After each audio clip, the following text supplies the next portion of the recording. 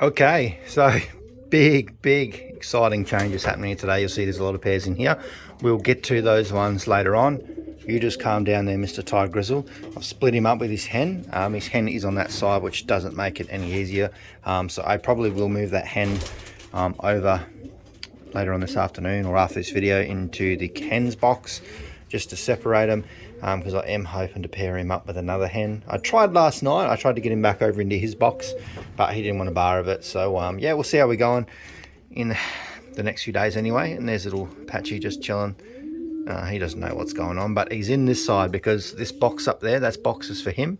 I will darken it a little bit like I did with this side. They're both underneath that. He wants it, see? That's my box. So when you're ready, that will be your box, and you will get a little hen to put in there. I've got a special hen over there for you, and you will be in there. So you just wait. We'll get to, well, I don't know how long you're going to take. You could be weeks, months, who knows, but I'd say you're pretty close. Anyway, let's go and have a look on this side to start with. All the birds, I've just locked them up in here because I was giving a bit of a tidy up and filled that food tray up for them, and I've been really hammering that because the feeding these babies are just growing so quick.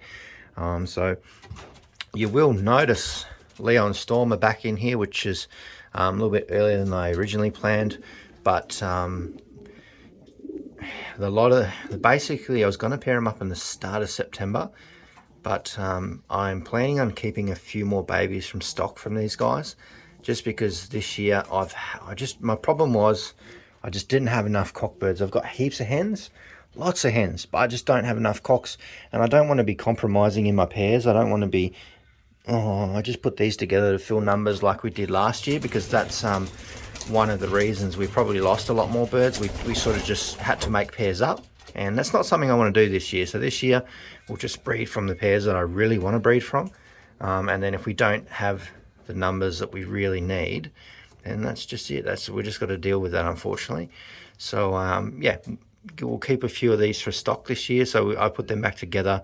We do have one of their babies here. We would have had 3, but unfortunately we just had some issues. But they are very happy to be back together. So we'll let them go maybe 3-4 rounds. And I'll try and keep the cocks for stock, because the cocks I found with this pair generally perform better. So you've got 83 and also 83's brother in here, which we'll have a look at shortly, because some exciting stuff going on over there. But yeah, that's the plan with these guys. We might race a couple. I do want to try and put one in Pattaya if it's possible, but we'll just see how the funds are going. If not, we might hit 1 or 2 in the one loft team, but main priority is keeping a couple for stock so we don't have this problem next year, because yeah, it's definitely a problem. So have a look up in here, because this baby, I tell you, is a super little baby. This hen, she is very close to laying, so I'd say within this week we'll get another round of eggs off her. She's really enjoyed that second nest bowl I've put in there for her, so that's really good. So we'll have a look at this little Vanderbilt baby we've got here that they have raised up. He is an absolute chunker. He's short and muscly, which is, you know, pretty characteristic of those line of birds anyway. But he's turning out to be a really nice little bird. Super friendly, super happy. Pretty typical of those Vanderbilts anyway. And he's just a big boy. He's always hungry. You can see the amount of food that's in his belly here. He's got so much food in there, but he just wants more.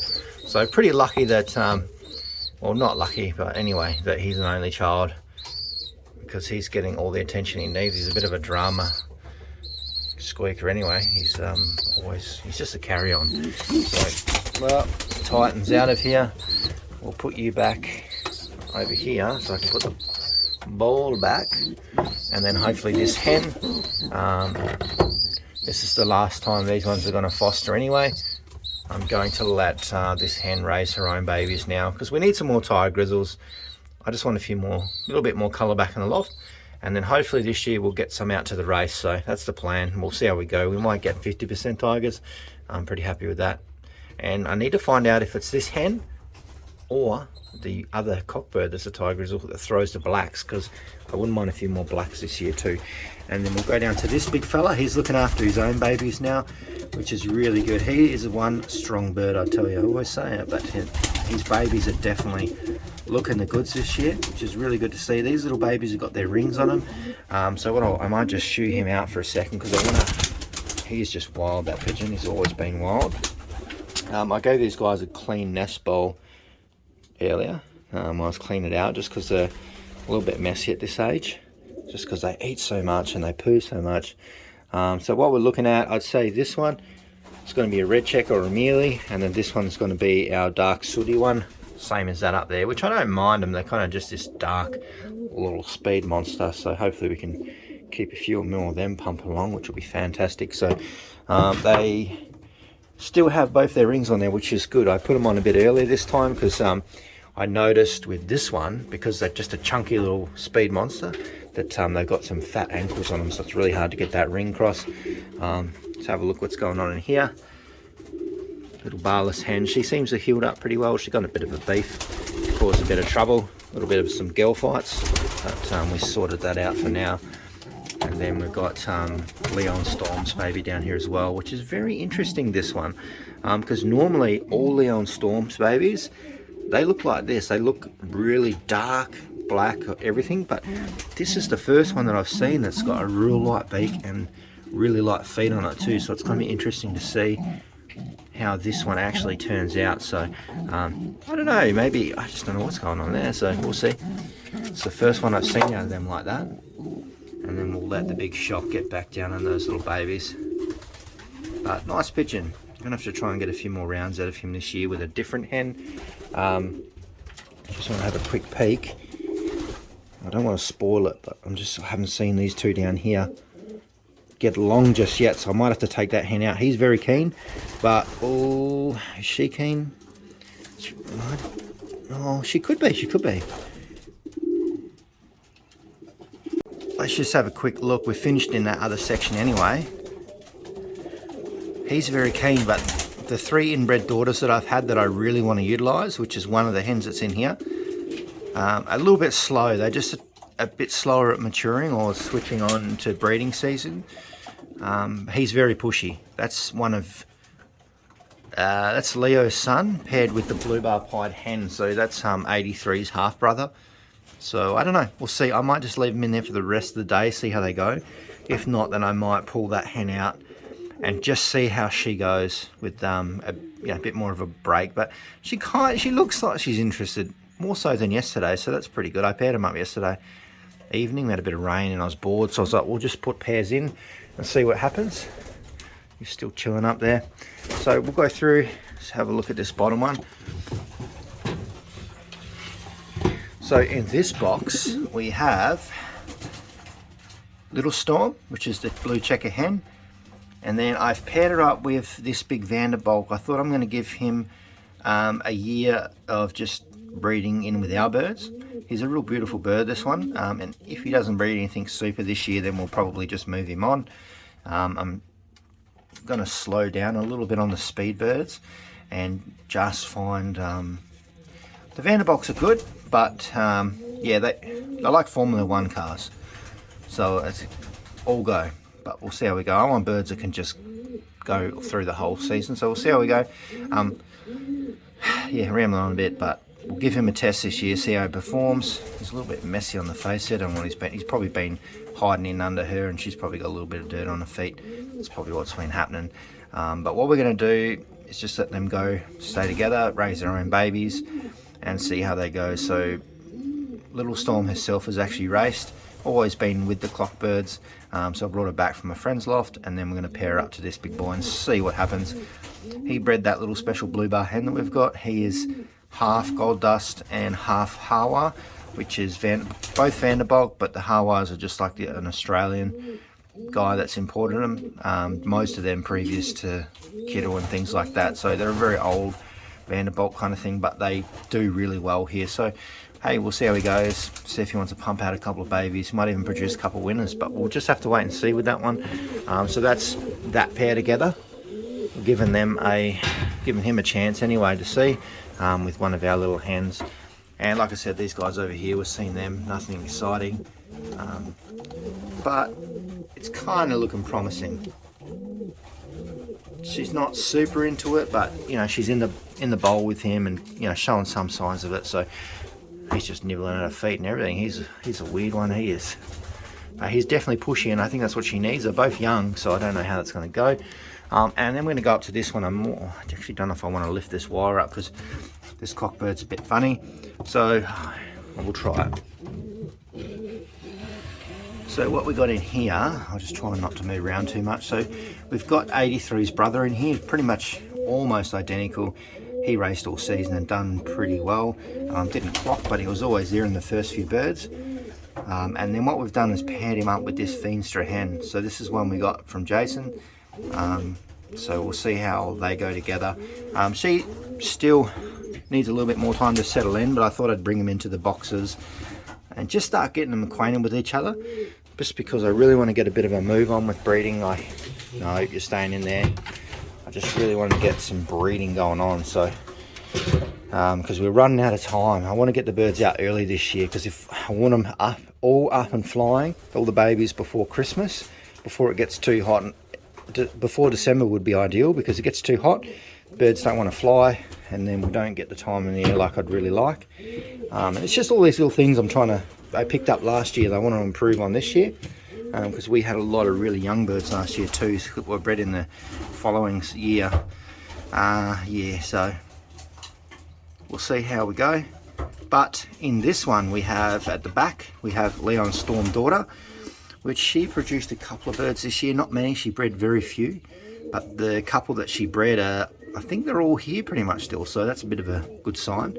Didn't place, but they were very close to placing. They landed with the winner on that 3 on the drop, so that's pretty good. And then what we've done, we've actually bred this cockbird here for stock. He is direct son of Storm when paired to the red checker Vanderbalk, and he's actually quite a nice bird. So I've paired them up, and they really just move real quick on their pairing, which was fantastic. So yeah, we'll see how we go. I think this is a really good pairing, because both of them are son and daughter of Storm, so 50% Storm. So we'll see how we go. Well, yeah, that's pretty much what that pairing is, but we've just got that little bit of Vanderbalk in there to see if it gives us the speed that we need. Like, the birds are good, but they're just lacking that. This is a little bit more speed. If we had a little bit more speed this year, we've got a lot more first places. We were pretty close there. Just all the seconds and thirds we got were just tiny. So I'm hoping these pairings are gonna really bump us up, and this is the most exciting pair of all that I've been waiting for so long now. 3 months. Well, 3 months we've had this hen, but we've had her on order for 8 months or something, long well before that. So we actually got her here. This is the Best Kittel hen. So she has got her act together, and they are paired up. They are real paired up. This is probably the most exciting pair that I've got out of all the birds so far this year. These two will stay together, so we'll probably do 4 rounds out of them, maybe a 5th if we want to push them or try and get one of these babies to Pattaya.